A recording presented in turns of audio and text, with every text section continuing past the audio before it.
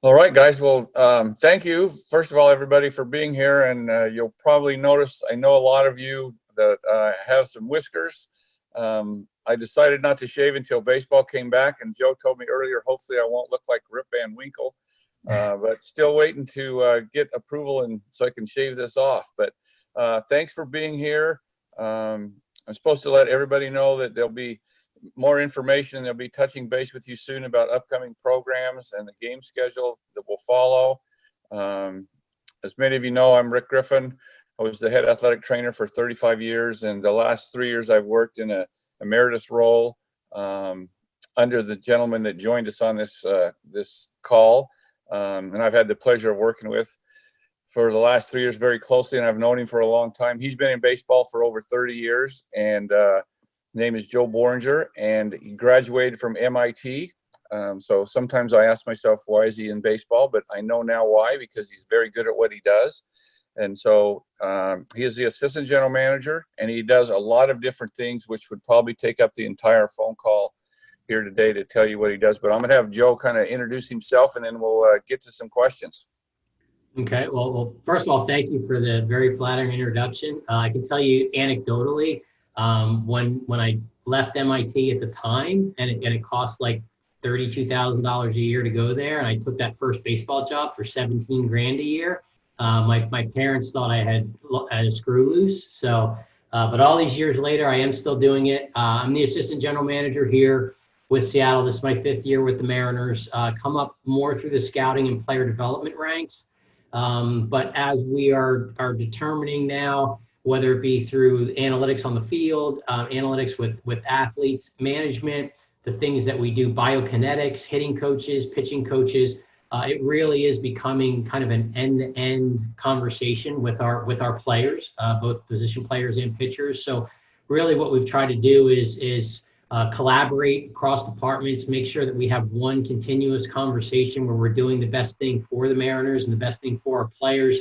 I've been asked to kind of branch from more of the scouting and development, having that background, to helping facilitate a lot of these conversations. So a lot of what I do now is with our trainers, with our strength coaches, along with our player development staff and our players. We also have some positions strategically positioned in our organization to kind of let people serve as bridges between those areas, to make sure that we're not playing the telephone game that we all played in 7th grade, where the same thing gets said to 10 people and it comes out sounding very, very different from how it went in. So that's what we're trying to do. Probably no different than most clubs and most sports. And having had a chance to talk with a lot of people in other sports, those are the biggest challenges right now. It's taking the reams of information that are available to us in this day and age, and trying to distill them down to actionable bullet points for our coaches and our players on the front lines. And I think for anyone on the line that's involved in any sort of business,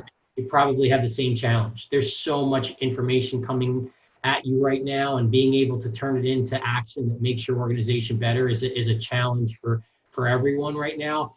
Rick's been very, very helpful in regard to that for me, because I'm not really classically trained in this content, and he's been a tremendous resource to help me, one, get up to speed, and two, make sure the right people are sitting at the table to have the right conversations for the Mariners. So looking forward to this event today. Happy to answer any questions you guys might have in any area, and looking forward to getting started. So thanks again for having us. Okay, thank you, Joe. One of the things that they would like us to talk about is the COVID action plan, and Major League Baseball kind of came up with that acronym. It's called CAP, but this has been an ongoing process. I know Joe has been on probably literally 100 Zoom calls. I've been on so many Zoom calls. We have weekly and bi-weekly Zoom calls with the medical director of Major League Baseball, and this has been an ongoing process, and it's kind of subject to change on a daily basis. But Joe, can you just talk briefly about your interpretation of the COVID action plan, and then I'll kind of fill in the blanks more from what the athletic trainers are expected to do once we get to play. Right, sure. And what I can say, and some of you, and I realize people on the line have followed this to varying degrees. About 3 weeks ago, I guess, Major League Baseball put out a 67-page draft of what these protocols were going to be for returning to play. That draft is now over 100 pages. Major League Baseball has in all areas kind of pulled together work groups with club representatives to try and lay out what that should look like in all areas of operation. So ballparks operation people with regard to security or logistics or clubhouse access, they're having calls. The medical staff are having calls, with regard to public health and safety protocols. The baseball groups are having calls as to how many players would we need? What should it look like? What should the workday look like? The clubhouse managers are having calls as to how do they make this all work. So what you have going on behind the scenes is about a dozen subgroups that are having constant calls with communication, almost working on their portion or their chapter of that massive return to play document. And then, that gets pulled together and coordinated by MLB, and then is also shared with the union, who's doing something very similar so that the players' voices are represented as well. Obviously, if you've read any kind of papers, we're waiting for the owners and the players to give us kind of the guidelines of what the length of the season looks like. But at the end of the day, we've done a lot of work behind the scenes to make sure we have protocols in place that kind of let us hit the ground running and try and put together the most representative season that we can. So that's what's going on the broad group. And then clearly, Rick is a lot more in the weeds with at least the medical subgroup that I am, and can probably give you an example of what's going on. And that would apply obviously to all those other areas that I touched upon. Yeah, as you can see, it's extremely complex. And as Joe mentioned, there's a dozen or so subgroups that are working under one umbrella. The athletic trainers are working under Dr. Gary Green, who's the medical director for Major League Baseball and has been for about 10 years. We have weekly phone calls with him as well as the commissioner's office, and we actually have one at 1 o'clock today. But kind of following along the lines of that COVID action plan, some of the things that, before we get into the specific day-to-day things that we're going to try to do and implement, one of the things that we are asked to do is to have an infectious control coordinator. And that's one of the persons, whether it's an athletic trainer or a physician, that works directly with the commissioner's office and the medical director. And he's in charge to make sure that all of the rules and guidelines that are going to be put in place from this document that Joe mentioned, which is now over 100 pages, that person's responsibility and job is to make sure that everything on every page is followed on every single day. And that's going to be a monumental task and a monumental job for the person that's elected to do that. To give you a little bit of a perspective, one of the things that I do in the off season is I'll do professional rodeos. Rodeo just went back and started up 2 weeks ago, and their operational manual was 2 pages long. So it was a little different than our 100+ page. But that's one of the things that is going to be very important, is to make sure that we follow these guidelines and follow everything that is expected of us. It's been approved not only by the Players Association, but it's also been approved by the commissioner's office.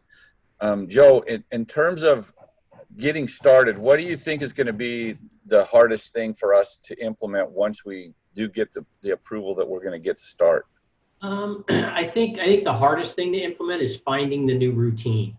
Rick's done this for over 35 years. I've done it for over 30. We are such creatures of habit in baseball because you play 162 games normally in a normal season. Play 162 games in about 183 days. So it's spring training routine to regular season routine to all-star break routine to second half routine into the fall routine. We don't have a routine for this yet. So our number one priority and probably most pressing task is to figure out what this routine looks like under a very, very new normal. And I use normal very, very loosely because there's not a whole lot normal about it. And one of the things we've talked about is, again, as I mentioned earlier, it's distilling that 107 pages down to what is actionable for our players and coaches. So we've already started working on kind of one-pagers of, hey, if you're a player or a coach, you have a 3-step morning before you come to the ballpark. You're going to record your temperature on your own, and you're going to fill out a daily survey as to what your temperature is and how you're feeling. Number 2, you're going to beeline from wherever you're staying to the ballpark, and you're going to limit the stops in between. And number 3, if you have any sort of doubts at all before you walk into the building that you're not feeling well, you're going to call the trainer so that our team doctors can be informed, and you're not even going to come into the facility. So, then we'll give them another thing. When you do get into the facility, this is the next steps you're going to be. So it's about establishing a routine. And it's not about baseball. It's about public health. It's about public safety, and it's about operating as smart as we can under these new guidelines. So I do think that the biggest challenge is going to be, laying out what the day looks like, and then making sure all the appropriate people are educated on exactly what the new day is going to look like. That's our biggest challenge, I think, by far. Yeah, I would agree. It's a monumental task to get this process started. And once we do, every single day is going to be a challenge as well, because of the complexity of what we're being asked to do. And the players, like Joe said, the players are used to doing things a certain way. And now you're adding all these different components, not even talking about playing baseball. So they're going to have to completely change their thought process, the way they do things, when they go home, who they hang around with, what they do. And the same at the ballpark. We're still working on those exact guidelines of what we're going to do from the ballpark perspective. To give an example, one of the things in the guidelines was, from an athletic training perspective, is they didn't want the players to be able to utilize whirlpools or saunas or certain types of treatments. And those are things, particularly some of the players who are older, and we don't have a lot of older players on our team right now, but some of the older players, that's a huge part of their routine, is being able to get into a hot tub or a sauna or do some kind of hydrotherapy. And originally they said that was not going to be a part of what they were going to be allowed to do to prepare for the games. And that caused a little bit of a mini uproar amongst the players. And one of the players said he was going to go and buy a barrel and put it outside of the clubhouse and get in the hot barrel every day before he came in, because he has to get in hot water or he can't get loose. So, but they've refined some of those guidelines, and we're still working on some of those things. The call that I'm going to be on today, I think that's one of the things we're going to be talking about is the actual athletic training experience, what can and can't be done. And I'm going to have Joe just briefly mention our program's kind of been divided into tiers. I think this will give you a good idea of kind of what we are expected to do to help preserve the health of these players. So if you could maybe just mention just a little bit about that, Joe. Right. And Rick, you're talking about like the access tiers, correct? Yes. Yeah. Yes. So what MLB has done is it's part of a larger document, but they're dividing up the people that are entering the stadium into different tiers. So tier 1 will be the 50 to 60 players that end up making, and they'll have a taxi squad. So it'll be the 50 to 60 players that are going to make up the main major league roster along with the taxi squad. It'll be all the coaches that are working with those players. It'll be coaches, clubhouse support staff. Like, they'll all be in that tier 1. Tier 2, and that number right now is looking like around 65 to 75 people once they get it again finalized. Tier 2 will be that first wave of support staff. It'll be your key front office personnel. It might be an ownership representative. It might be your secondary team physicians. It might be your physical therapist or a massage person. It might be the people that are preparing food if you're having food prepared for the team. Those people will be in tier 2. And right now, tier 2 is about 35. And then tier 3 will be all the other people that are going to be needed to make the stadium operate for the day. So it'll be your security, it'll be your broadcasters, it'll be your cameramen, it'll be anyone that's doing ballpark operations. All those people will be in tier 3. But what they've done is they're almost dividing up the stadiums, and we have enough space to do this, but they're going to divide stadiums where tier 1 and tier 3 will kind of never meet. They'll have different entrances, they'll walk through different hallways, they'll go to different areas of the stadium, and they'll never cross. The smaller group of tier 2s will probably contain some people that will migrate between the two, like our VP of PR. He'll be able to go into the clubhouse. He'll also be able to go to the writers in the press box. But everything post-game, pre-game, it'll all be done virtual. It'll all be done by video. So those two groups will never meet. So again, they're very, very concerned about head count. Or I shouldn't say concerned. They're very, very aware. They're very, very aware of head count. They're very, very aware of the logistics of the stadium, where those groups will go.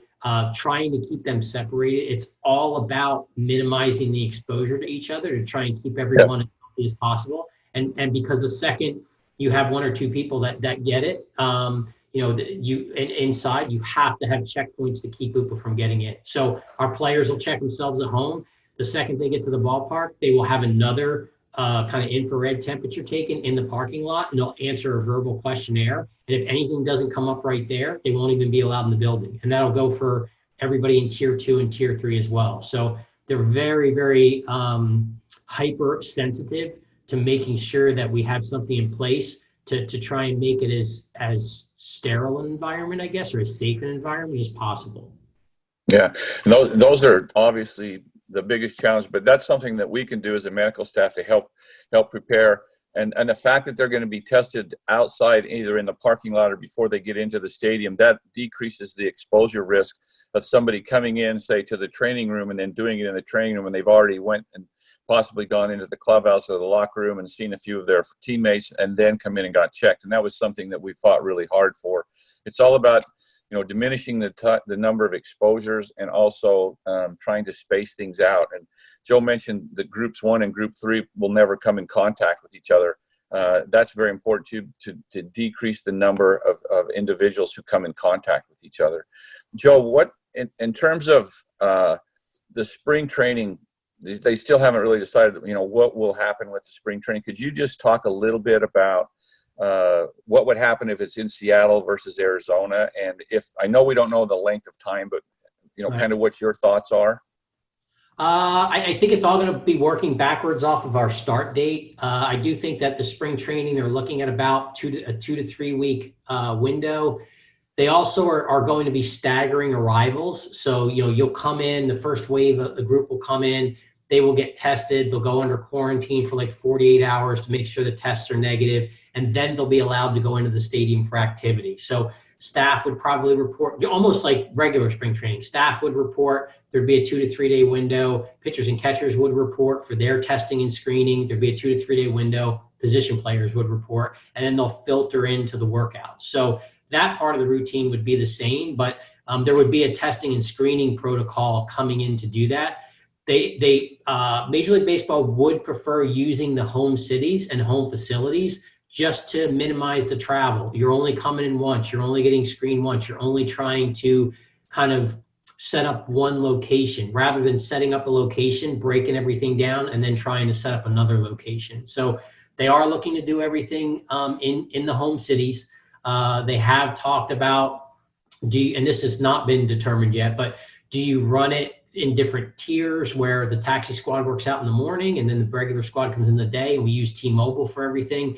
Do we try and set something up where the taxi squad uses a local facility, say in Tacoma or Everett, something that's close enough to do something, and then figuring out, and then having that area, those are together, and if players need to come to Seattle, they're right there. So I do know they are looking to build this around home cities as opposed to using spring training facilities, particularly as Arizona and Florida are starting to see some cases increase. So again, it's more of a public health issue. I don't, full transparency, when they deal the cards, we'll play the hand. We have very little idea what those cards are going to look like yet.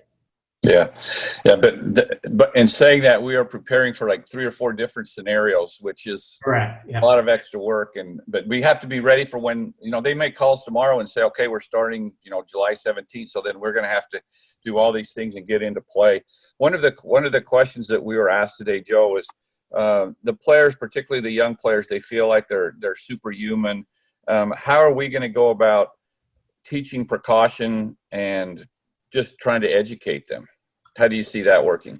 Yeah, a couple of things that we've talked about that. I think that it's it's just a microcosm of society. They're demographically, some groups are at higher risk than others.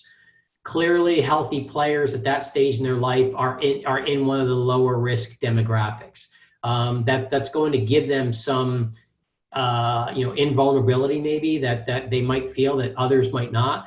One of the things I know that MLB is doing from a health and safety standpoint, they are trying to kind of pre-screen low, moderate, or high risk individuals, and make sure that they have different processes in place for those particular people. Players would clearly be in the lower risk, but I also know there's some players that have, wives or relatives or children that have chronic conditions. How does that get dealt with? So it is a bit of a case by case basis. I think our main thing is two things. Understand that no demographic is impervious. So every demographic is going to have some risk, even if you're in a smaller risk demographic.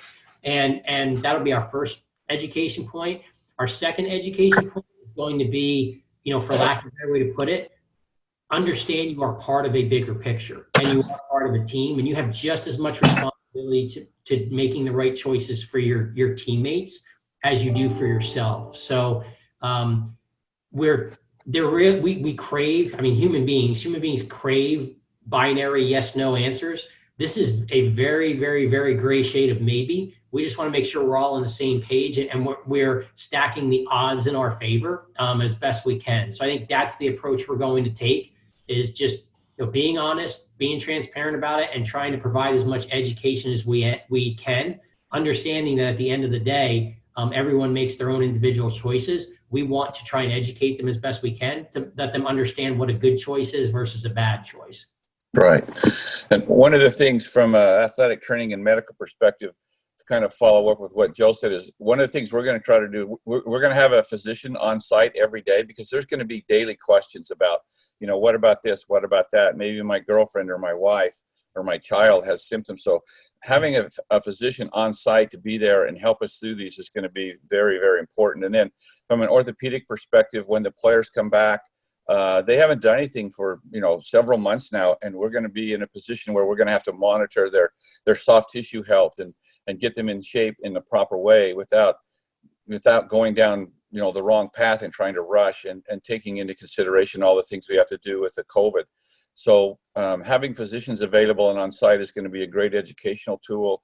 The athletic trainers and physical therapists and strength conditioning staff will meet daily and work closely together, and we'll be doing everything we can on a daily basis to educate and make sure that the guidelines are being followed. Because one thing Joe mentioned that is really important that we talk about a lot when we have our athletic trainers meetings is this isn't just about you. This is about everybody else you're involved with your team, with everybody's coaching staff. So you have to really take care of yourself, and then you have to make sure that you're doing the right thing so that you don't infect other people on your team.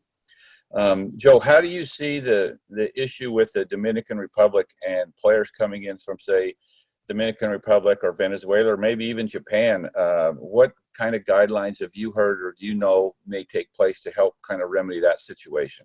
Right. And a couple of things with that. First of all, international travel protocols, MLB has no control over that. So I know the Dominican Republic, as of last I heard, I have not gotten an update since, they had a travel ban in place through May 30th, where you couldn't even come into the country. So, and I know obviously the State Department for the U.S. and then obviously whatever the same or comparable government entity is for each country, they're determining what the international travel protocols are.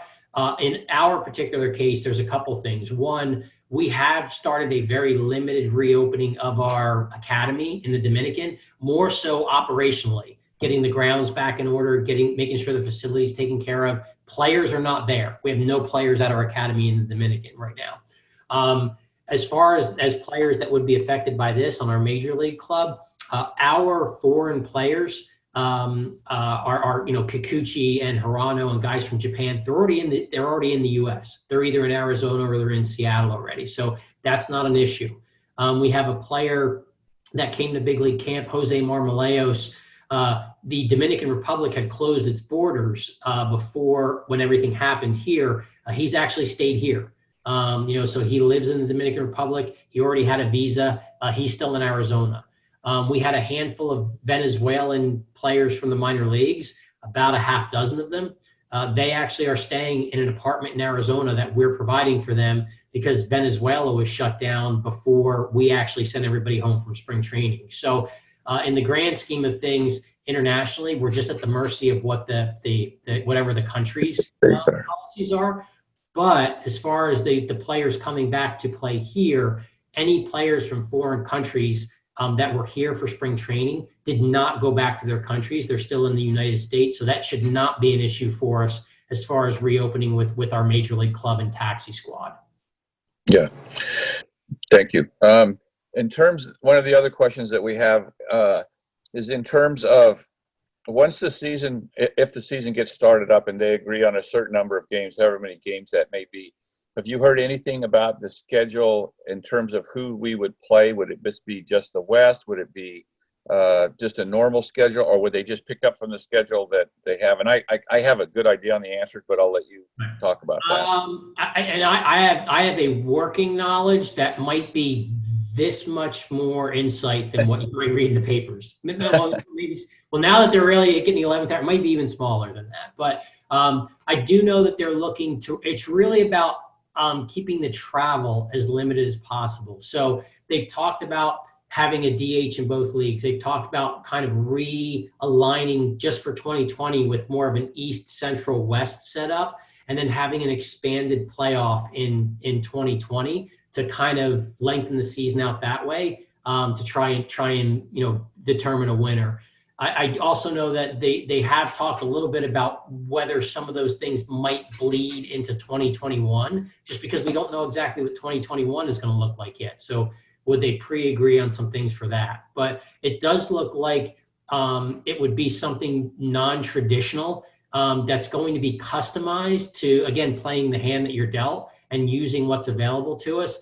I do know that the travel, the amount of exposure to travel, how they set up the schedule, they're very, very cognizant of trying to limit the amount of checkpoints that you have, just to try and keep everyone as safe as possible from a health perspective. So I do think it'll look very different. What that looks like yet, I'm mostly as much in the dark as everybody else.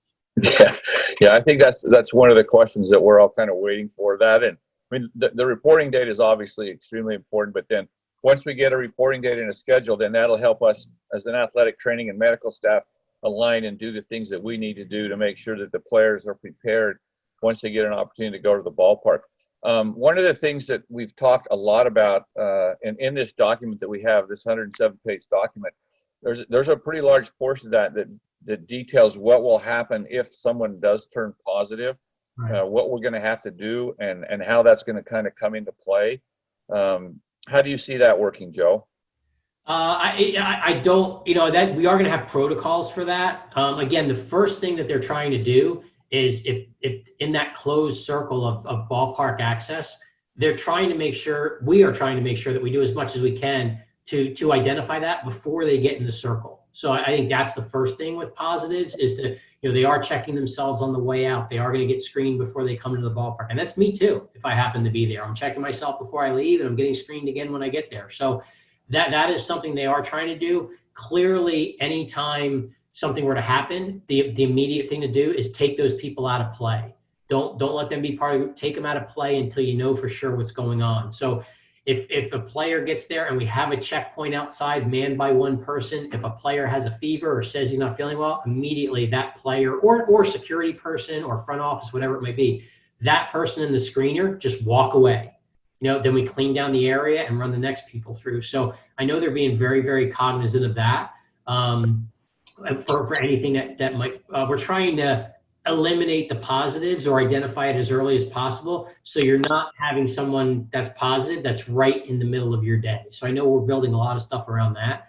One thing I might mention, I know this is going back a question, but Rick kind of spurred it. The other thing I think MLB is going to do, and this is kind of a rough estimate, but they will likely start with an expanded roster that condenses as the season goes on to try and help manage and limit workload and injuries for players. Right. So rather than having the 26-man roster that we were going to open with this year, we might open with 30 for the first couple of weeks. Then it goes to 28 for a couple of weeks, and then it goes down to 26. That lets us manage the workload, particularly on the pitching end, so we're not putting pitchers in harm's way because they're not quite stretched out enough yet to handle the innings workload. So that's another thing they're working in. That's not really about the positive, but that's another workload issue that's being considered. Yeah, the workload issue at the beginning, and this is going back a little bit, but I think this is important to understand. The workload is a hugely potential issue because of the injury situation. Right. one of the things that the athletic trainers recommended, they asked us how many games per week we thought they should start with, and we said 4 to 5, and we broke it down in kind of a cycle, 4 to 5 for the first 2 weeks, and then once you get past the first 2 weeks, then maybe go to 5 to 6. But we always thought as a group that the best thing to do was to try to keep it no more than 7 days in a row. And I think that's one of the reasons they're having a little bit of a hard time coming up with a proper number with the time they have. So that's one thing that we've recommended as an athletic training and medical staff to Major League Baseball, to try to control the workload, especially early, to give these guys the best chance to get in shape so they can play baseball. Right. Yeah, I think that's very fair. And again, we've been asked for a lot of recommendations. Some of those will probably find its way into the final agreement, and some of them might not. And we'll adjust as needed once we understand exactly what the playing field is that we're operating under. Right. Another question we have, which is, I think, a very good question. Who have you relied on the most during this crisis? Because no one's ever been in anything like this. I mean, I went through the strike in '94, but that wasn't anything at all like this. So who have been the people or the groups that you've relied on the most to help you kind of navigate through this? Maybe this is just a personal management philosophy for me. Everything's about problem solving, and you want to try and respond as positively as you can as the problems are presented to you. What I've tried to do as best I can is, when I'm presented with a problem, or when we are presented with a problem as an organization, who's the most knowledgeable person in the organization to lead the conversation. So, if I get asked a medical question by our general manager, I have no problem. Jerry says to me, "Hey, what do we got going on here?" I have no problem going, "You know what, Jerry, I don't know. Let me talk to Rick. Let me talk to Kyle Torgerson on our training staff. Let me talk to Dr. Cal Fain, our team physician." That's not really my lane. So it's really about trying to facilitate the right conversations. And I do think maybe this sounds a little bit like a pat on the back, but I do think as a group, as an organization, we've prepared for this about as well as we can. And I think what we've done over and over and over again is making sure that the right group of people are sitting at the table to have the conversation. So as MLB is having subgroups, putting subgroups together to try and have the right conversations, we are doing the same thing with the Mariners. And we've been doing that since March 16th or March 17th or whatever it was when they've shut this down. So I do think we're very aligned with what we're thinking. I do think we are fairly well prepared to handle whatever comes our way. The one thing I do know is I'm very comfortable or confident saying that we have pretty well established communication lines that should let us get off to a pretty good start, once we do know exactly what we need to do to try and bring the season underway. So really it's about, I learned this a long time ago. I had someone tell me there is often a difference between the most intelligent person in the room and the most knowledgeable person in the room. And what we've tried to do is understand it's not about hierarchy. It's about who is the right person to lead your conversation. And we're trying to let the most knowledgeable people lead us in the right direction so that we're doing the best thing for the Mariners. That's how we've approached it. Yeah, that it's worked out very well. And I think we are very prepared because we've communicated, we've had a lot of meetings to kind of answer that same question. As an organization, the Professional Baseball Athletic Trainer Society, which is named PBATS, we have 2 calls per week or 1 call per week. And we throw out ideas and we have roundtable discussions, and we come up with the best possible scenarios and the best possible answers to the questions that we're being asked by Major League Baseball. And during this process, we formed an advisory committee. It's a COVID advisory committee that we just roundtable. We come up with the best potential scenarios and questions to go back to Major League Baseball so that they can then get with the medical director, and then they can come up with the guidelines that help go into this manual. And it's been very, very amazing to me to see and read through the manual now and see how much input and respect that the athletic trainers have now gotten from Major League Baseball, because they're coming to us with pretty much everything, and we work with Dr. Green, and then we bounce those things off with our medical staff. And then we've got this document now down, I think, to where I think it's going to be a very good document. And if we follow everything in there, it's going to lessen the risk that we have.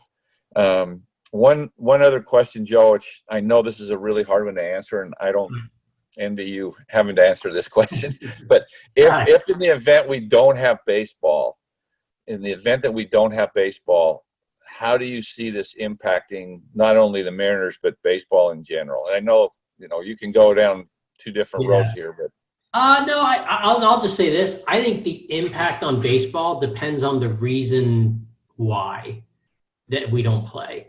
If we don't play because of COVID-19, which is a very, very real possibility, I think everybody understands that. And it's playing out very publicly right now. The owners and the players need to come to some sort of arrangement on what is acceptable to both sides to have a season. And yes, there's some financial issues.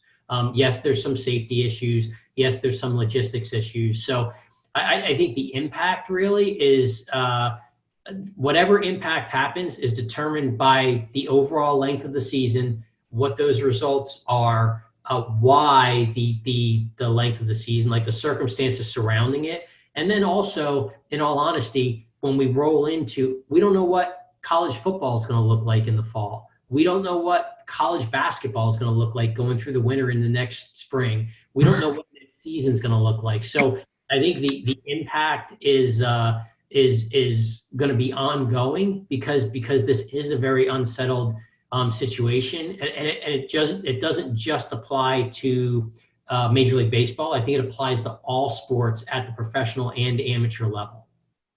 Yeah. Okay. I have a draft question.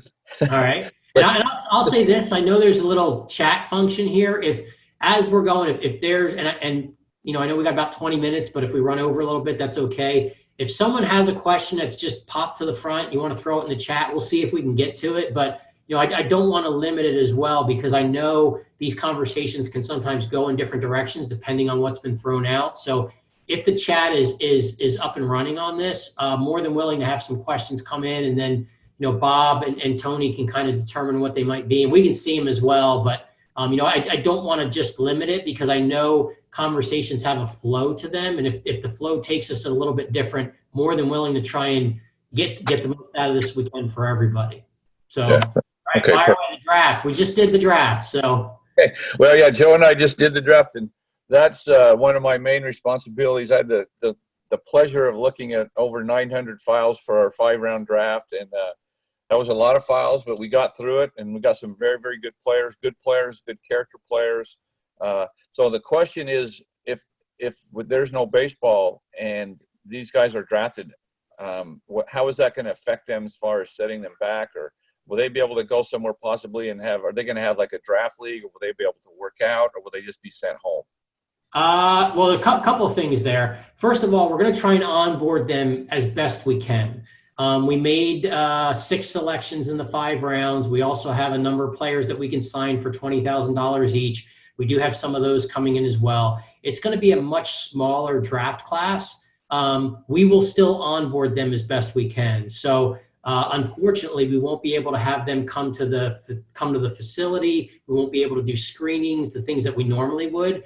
But we can go, hey, what throwing program are you on right now? What's your weight right now? What is your throwing routine right now? What is your batting practice routine right now? So we can start to converse with our players. We've already done a couple of Zoom calls with our draft class, the ones that have agreed to this point, and kind of welcome them aboard, had them meet each other. We will likely start to filter them into other groups of minor league players we have. We've had some minor league prior draftees reach out already and welcome them to the organization. So I don't know that our welcoming and onboarding is that drastically different from what we've done in the past, other than you're doing it virtually rather than doing it live, just because that's the restriction you're working under. Okay. All right. That sounds good. I'm excited to, after looking at all these guys' files, I'm excited to actually meet these guys and see these guys and see what they're doing and what kind of programs there are, so that the medical staff can make any adjustments that are necessary, or hopefully just pat them on the back and send them down the road. That would be the ideal situation. Right. And maybe to lend some insight to everyone on the line, that the draft is a massive undertaking from an information gathering standpoint. And it's not just scouts running out, watching the players for a few games and figuring out who they like. That drives our conversation, the players that we like. But once we go, it is about, do you have background on the kid? Does he fit what you're doing? What's his mindset? What kind of learner is he? Do you trust that the person's going to be able to be developed and do the right things? And, I did have a stint a long time ago with the Mariners in the early 2000s when Pat Gillick was the GM. And, Pat used to have a saying from his scouting background was, you identify as a scout or as an organization, you identify the player, but you acquire the person. And once we have the players' names, we spend a lot of time sorting through the people and lining them up the right way, getting the right character, getting the right work ethics. And also, to Rick's point, Rick did Rick, about 900 medicals for us? 972. Yeah, see, yeah, he knows the exact number. He spent a lot of hours doing it. And it's checks, it's rechecks. It's, hey, he got an MRI on his knee, but we don't have any further notes. Can we get the other notes? So, you really are trying to piece together as much as you can because it's a very, very important vetting process to get these players into the organization. So, kudos to everyone. Again, we did a lot of the same processes. We just had to do them in a different format because we were doing so many things virtually. But very happy with where our draft class is. The early returns on the kids has been very, very good. And we're in the process right now of kind of finalizing signings, setting up entrance physicals where we can, just to make sure that we dot the I's and cross the T's to get them on board. And then we will onboard them and get them acclimated as best we can, and also try and customize the programs as best we can to what they might have going on. Yeah. It's a big process. And I didn't appreciate it very much until 3 years ago when I sat in the room with everybody and realized the amount of hard work that went into the draft. And it is a major uptake of information that has to be broken down, and you have to take the information and make the best possible decisions. And the people that are making those decisions, they have a lot of pressure under them, and it's difficult. So we have our first question from the chat room. All right, I got it. Go ahead. Yes. It's what is your initial reaction to the 5 Philadelphia Phillies players that have tested positive with the virus? And not very curse words, probably is the best way to describe it. Clearly that's a risk that we're all taking, any of us that are going out in any kind of setting, not just baseball players. This is the downside of trying to open back up, of trying to get more involved, is the chance that you might have tests. So, now everyone is just kind of waiting with bated breath to see how this works out. This becomes our first test case on what to do when you've got some positives. So, seeing how the whole industry is kind of watching the Phillies now and helping the Phillies wherever we can, although it's mostly going to be dealt with them internally. But it really is about trying to see how they handle it. This is the test case that everyone was fearful of, and we knew it was coming. So, yeah. So that's the initial reaction is, shoot, we knew something like that might happen. Hopefully we'll learn something from it, just like we've learned from Korea baseball opening up their season, Japan trying and then having to press pause and restarting, Taiwan starting up. We have some examples of this. This is our first example of this with Major League Baseball. Yeah, and we have scenarios in our guidelines to follow now, and they'll be put to the test, and it'll be good because we'll find out if these things are going to work the way we have them planned out on paper, and we'll start that process, and we'll learn from it and make it better. If it doesn't work, we'll obviously change some things. We have another question. Do you know what the NBC World Series is? I do, yes. I do. Somebody wants to know if you are going to send some scouts out to watch the NBC World Series to possibly sign as Mariner free agents. All right. Well, what we've done, and MLB actually just released protocols a couple days ago. MLB shut down all scouting operations about the middle of March. We were not allowed to go out anymore. We weren't allowed to collect any more information on players. They kind of just pressed pause on everything. And then as they scaled back into the draft, They allowed us to make phone calls. They allowed us to do virtual visits with players, but scouts were not allowed to go out and watch any workouts. They weren't allowed to go out and watch any games. Not that there were games going on, but you weren't allowed to go watch any activities. So the entire scouting community was shut down other than managing the information that you already had to prepare for the draft. Probably about 2 days ago, they actually just loosened the restrictions because there are going to be some events, whether it be the NBC World Series, whether it be the area code games out in Long Beach, whether it be the East Coast Pro tournament, which normally goes on in North Carolina. Those events are saying that they're going to try and have their events go. What MLB is allowing clubs to do is to send up to 3 evaluators, 3 scouts to the events that they deem most important, and having them actually scout the events, but you're limited to 3. So at a lot of these events, we might have a half dozen guys go or 10 guys, and you're bouncing around fields. Again, they're really trying to keep it condensed. We are in the process right now, and I'm not on the scouting side as much anymore, but I do know what our guys are doing. They are actually putting together a list right now, listing out the events in the summertime, prioritizing them, who's local, who can drive in and out. We're trying to limit hotel rooms where we can just to kind of mitigate the risk, and then putting that plan together. So I can't say if we'll be at the NBC World Series. I don't think that'll be a priority one. I think it would be more of the area codes, East Coast Pro. It does sound like the Team USA program, under 18s, under 16s, it sounds like that's paused right now. So it's really about prioritizing and trying to gather as much information as we can going forward. But to the second half of that, would we look at eligible players? I think between our draft class and our $20,000 players, we'll probably just sign the guys that we want to sign there and kind of call it a class. I don't know that we would necessarily chase to find the next player, just because the risk reward dynamics is a little out of whack from what it normally is right now. Okay.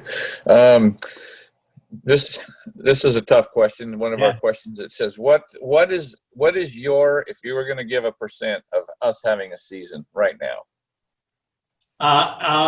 The major league season, and Yes. I read, 2020 short season. So I'll say this: the major league season, I'm fairly comfortable we're going to have something. I don't know what it looks like. The minor league season is technically not the Mariners' call. It's minor league baseball's call, and then the league's call. Whether it be the Northwest League, the Southern League, the Texas League, the individual minor leagues are making those calls. One of the things that I think is really, really important to mention, leagues and sports teams don't really have the final say as to whether they play or not. The local municipality, the local county, the local state is the one. Very important. And for us in Seattle, the King County has the final call on access to T-Mobile. So our presentations are going more to King County than the state of Washington.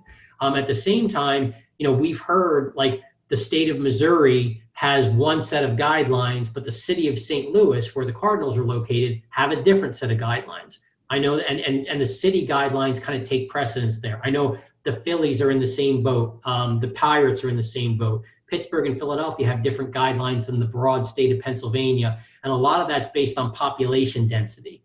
So again, that's something that is not really in baseball's control, whether it be Major League Baseball or minor league baseball. The first thing you're doing is understanding it's a public health and public safety issue, and each location has some sort of agency that's responsible for that, whether it be at the city, county, or state level. So each franchise on its own, both Major League and minor league, is coordinating with the appropriate voices in their locale. And those voices are the ones that are going to tell us whether or not we play.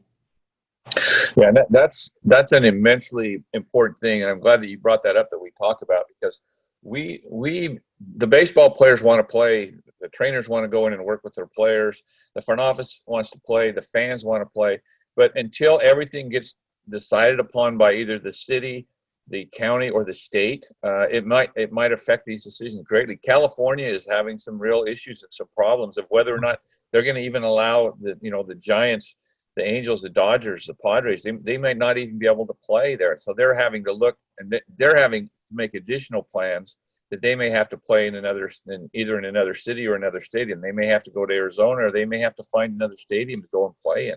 So those things still have not been decided yet, because again, we don't know when this will all start. But Major League Baseball will say go, but then the state or the city or the county might say, no, you're not doing that. So then we've got to come up, we meaning Major League Baseball's affiliates and the teams are going to have to come up with guidelines and plans of what they're going to do. And right now, we just don't know those things.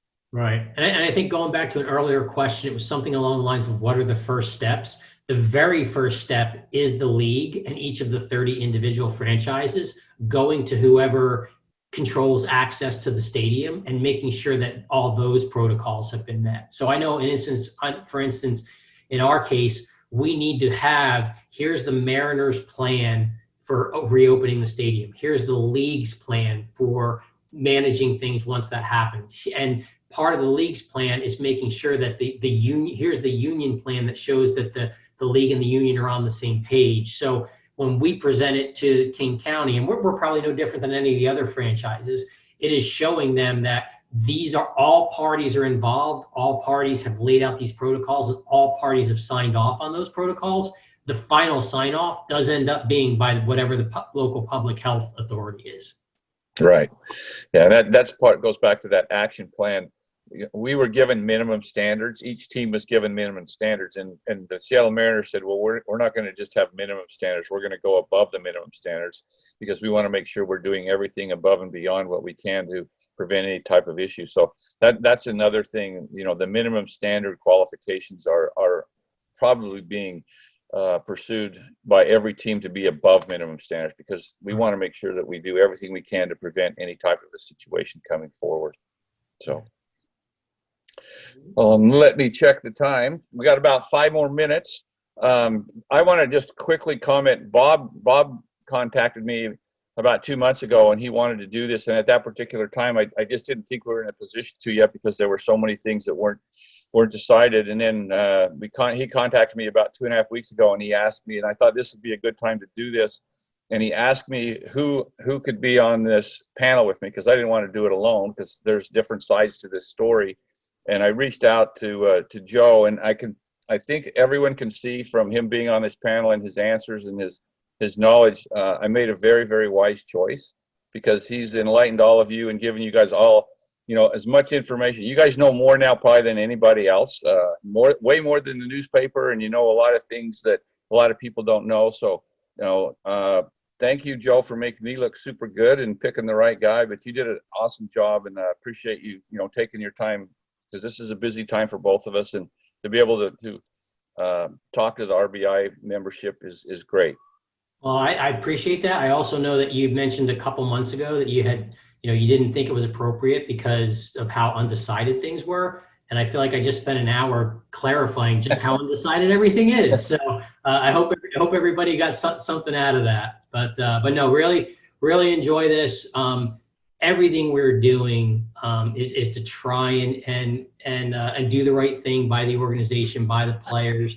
And ultimately, I've been doing this long enough to know that, if people weren't interested in what we do, and people didn't watch it on TV, and people didn't come to the ballpark, that none of us would get to do this, for a living. And these are always enjoyable, because everybody's coming from the same place, and that we all enjoy the game. I think we all miss the game, not just baseball. I think in general, a lot of us are sports fans in general. And I do think that's a big gap right now. I think people will really, really embrace when it comes back, and really looking forward to getting back if we can. So, a couple more minutes. I don't want to cut it short. And if we run over a couple minutes, I'm more than happy to have that happen. If there's any other questions that want to fire off in the chat, or Rick or Bob, if you have 1 or 2 more you might want to throw out, do want to try and take full advantage of it while we're all together, because I know that these aren't really happening quite as frequently as they do in the course of a normal year.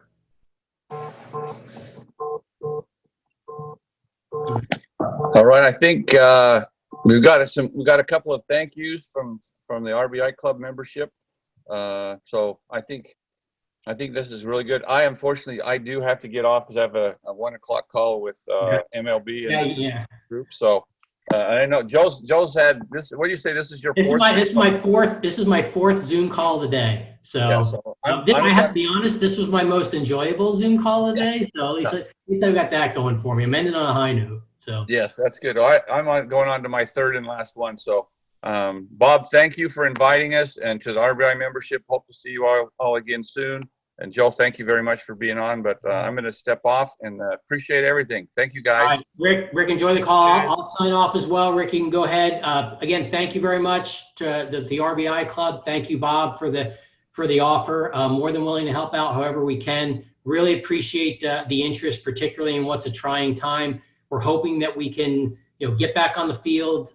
We really appreciate the fact that we get the support, and we're hoping that we can put something on there that makes you keep supporting us. And as we kind of go through, we do have a young team. We do feel like we're in a very good place. We're really looking forward to seeing what these guys can do. We felt like we had and most clubs feel like we felt like we had very good momentum with our young players in spring training, and we are hoping that we get a chance to develop that in 2020. Some players, especially the young ones, will take a little bit of a hit. Just because the amount of reps will be lessened this year, but every team is battling that right now. And with it all being a level playing field, I do like our chances, because I do think our staff and our players have put in the time, even during this pandemic, to try and stay connected, try and stay engaged, and try and get in as much work and learning and improvement as we can. So very happy with where we're at. Really, really appreciate the invite. I will let Bob jump on if he has anything else to say. And if no other questions pop up, really, really appreciate the offer to come out and talk to you guys today.